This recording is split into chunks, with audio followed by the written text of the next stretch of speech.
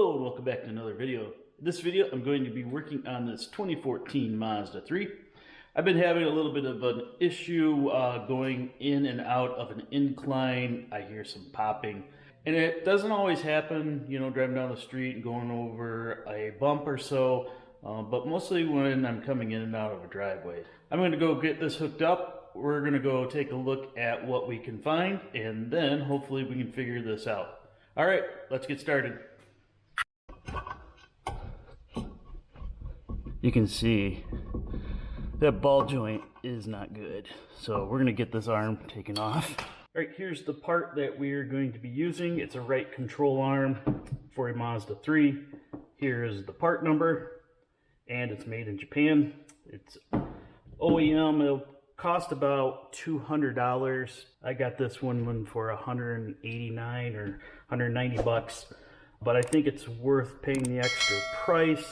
Some of these parts like this, I've seen them on Amazon for 50 bucks. Would I recommend putting them on?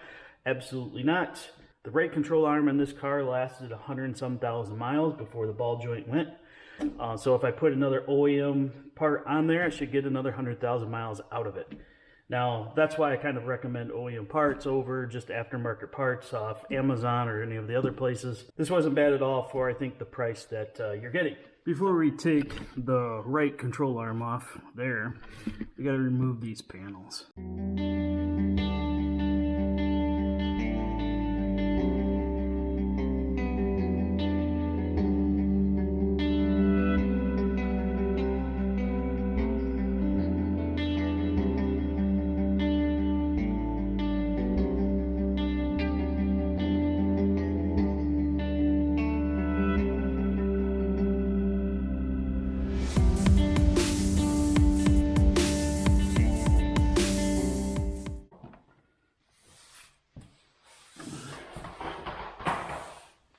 Alright, so that bolt right there is what we needed access to, so we'll go ahead and get that started here on getting those bolts removed.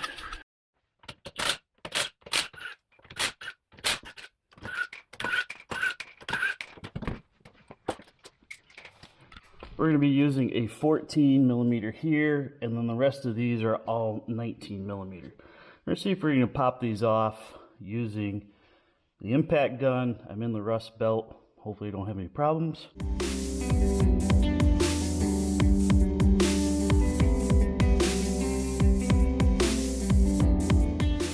This bolt here was giving me a little bit of problems coming out. I went ahead and put a jack under this ball joint to compress this just a little bit to take a lot of the pressure out of this bolt so that it's not torquing or bending as I'm trying to remove the bolt, causing it to bind up a little bit.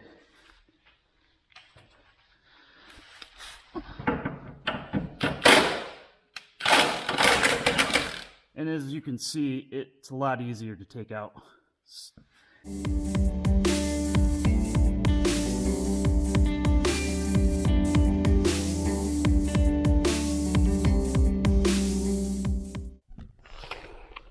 Now the next thing is to get this ball joint out of this housing.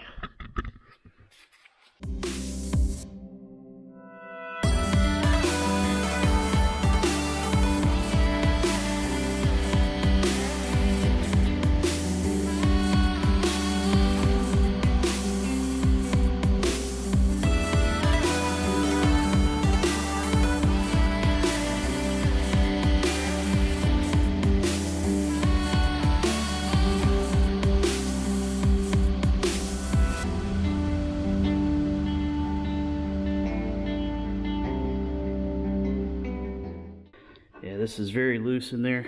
I'm not sure if I damaged this, but you can see that there's just no stiffness in this ball joint, and you can hear that noise. Let's take a look at the backside bushing here. You can see some cracking, some wear in there as well. It's really good just to get these one pieces, and then you don't have to press in any of the bushings or take them apart. It's a lot easier to do. Let's go ahead and get this new arm put on. I don't have any wire brushes that are small enough to go up in here, but I just have some of the sandpaper, which will probably work just about the same. Just to clean the inside.